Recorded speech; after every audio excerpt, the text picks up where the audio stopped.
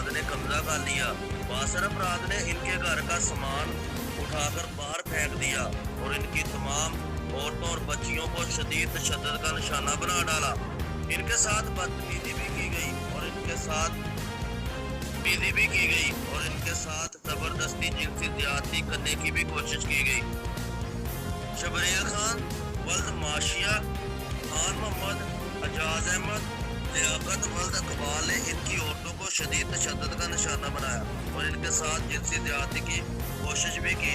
गरीब घराने ने शाना बस्ती 352 में शदीद एहतजाज किया और DPO डब्बा टेक सिंह, वकार शोएब कुरैशी, DSP गोजरा शबरेज हुसैन और IG पंजाब से मदद की अपील की है। आसिफ के साथ में